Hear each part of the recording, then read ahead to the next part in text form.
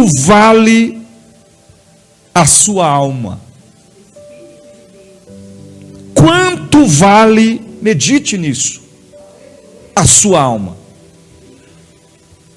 Vivemos uma vida desenfreada em busca de moradia ou de casa própria, de vestimenta, de alimentação, transporte, estudos, trabalho, lazer, saúde,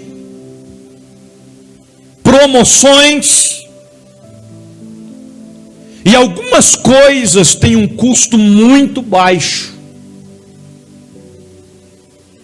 Em contrapartida, outras são tão caras que muitos passam a vida toda lutando para conquistá-las e não conseguem. Se esforçando para adquirir, para mantê-las. Não há como negar que tudo na nossa vida tem um preço. Tudo. Eu costumo frisar que, principalmente na época em que nós estamos vivendo, ninguém dá nada para alguém. Se engana quem pensa. Se nós quisermos vencer na vida, é preciso lutar, se empenhar, se dedicar. Para quem serve a Deus, não existe sorte, mas sim providência de Deus. Jeová Jireh, o Deus provedor. Sabendo que tudo nesta vida tem um preço,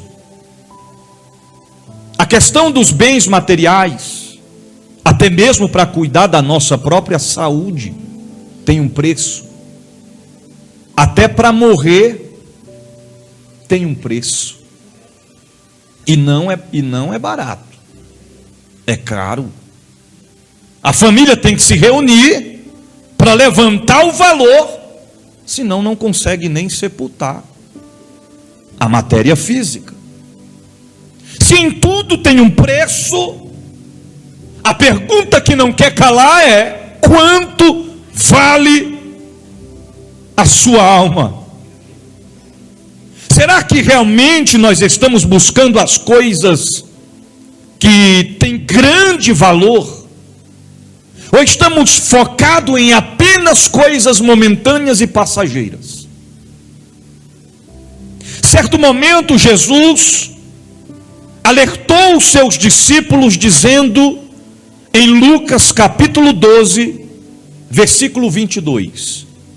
O versículo inicia assim: dirigindo-se aos seus discípulos, Jesus acrescentou: portanto, eu digo a vocês, não se preocupem com a sua própria vida, quanto ao que comer, nem com o seu próprio corpo, quanto ao que vestir. Por que, bispo? Por que Jesus falou isso? A vida é mais importante do que a comida, e o corpo mais do que as vestes. No 24 ele conclui dizendo: observem os corvos, não semeiam, em outras palavras, não plantam, nem colhem, não tem armazém nem celeiros, contudo Deus os alimenta. E vocês têm muito mais valor do que as aves. Você não vai ver um passarinho plantar, nem colher. Você não vai ver um passarinho se preocupar com o amanhã. E não falta para eles. Quem é que os sustenta? O próprio Deus. E Ele está dizendo que nós temos muito mais valor do que as aves. Em outras palavras, Ele cuidará do meu, do seu e do nosso amanhã. É claro que existem precauções, né? Mas a gente temos que confiar em Deus. Eu sempre, às vezes nas ministrações, eu friso os acontecimentos da antiguidade, na época de minha mãe e de meu pai, quando eu era criança, adolescente.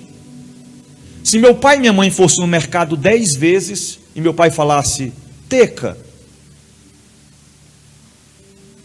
a gente tem que comprar óleo, café, tem que comprar, tem que.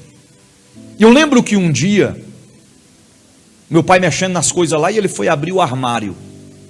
Quando ele abriu o armário, acho que tinha uns 17 óleo, uns 15 café, pacote. Ele falou: mas Teca, tu não disse toda vez que tem que comprar? Ela disse: é para prevenir, porque pode ser que depois falta, né? Ele disse: minha filha, aquele tempo que a gente passava aqueles ventos lá no Nordeste já passou. É outro tempo. A gente temos que confiar em Deus. A questão é: quanto vale a sua alma? E a pergunta de Jesus vai mais além: e quanto custaria o resgate dela? Quanto custaria? No Salmos 49, o versos 6, 7 e 8, diz assim: aqueles que confiam na sua fazenda e se gloriam na multidão das suas riquezas, nenhum deles de modo algum pode remir a seu irmão, ou dar a Deus o resgate dele, pois a redenção da sua alma é caríssima e cessará para sempre. Aqui eu pego o ensejo para explicar para você e para nós que ninguém vai viver eternamente de rabeira. Você está entendendo? Pegando na saia da mãe, puxando o paletó do pai, indo atrás do pastor.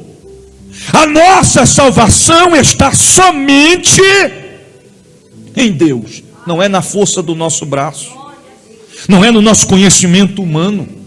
Ele está dizendo: aqueles que confiam na sua fazenda, nos seus bens, no seu patrimônio, na sua riqueza, nos utensílios, na modernidade, na tecnologia, esses têm que entender uma coisa: eles podem ter bilhões, trilhões, eles podem ter ouro, eles podem ter prata, mas uma coisa eles não podem fazer: pagar pela sua salvação.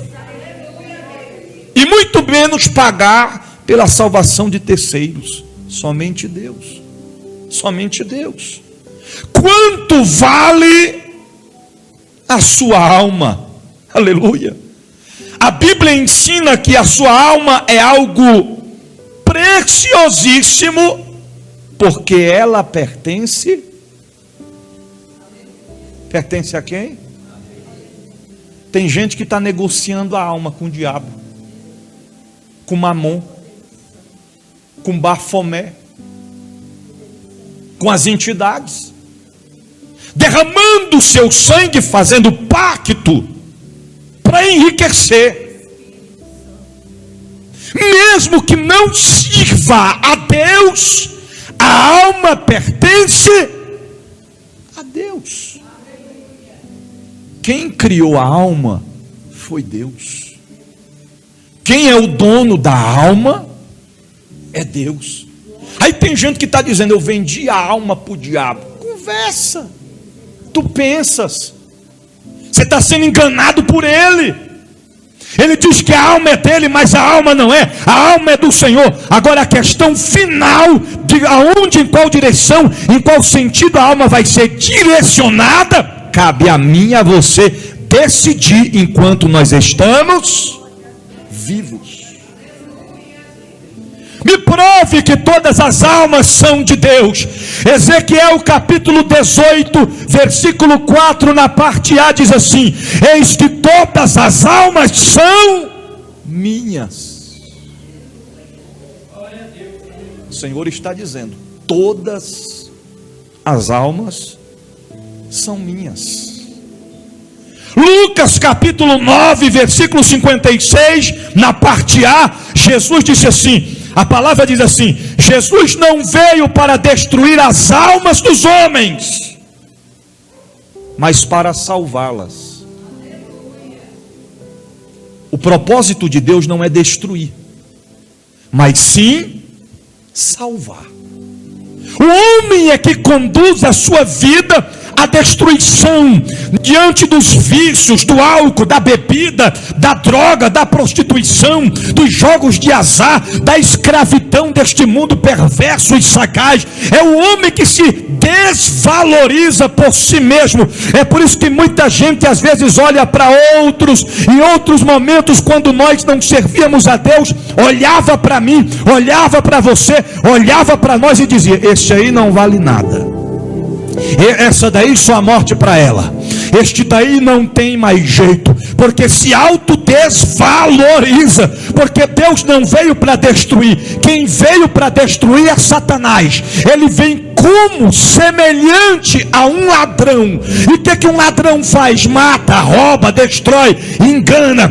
O diabo, ele veio para enganar o máximo de almas, para ir com ele ao abismo, ao Hades, ao lago de fogo, que é o futuro dele e da terça parte dos anjos que caíram e se transformaram em anjos de trevas ou demônios. É o homem que por si se desqualifica quando se afasta de Deus, quando se distancia de Deus, quando abandona os preceitos, estatutos, mandamentos, ordenanças e as leis de Cristo.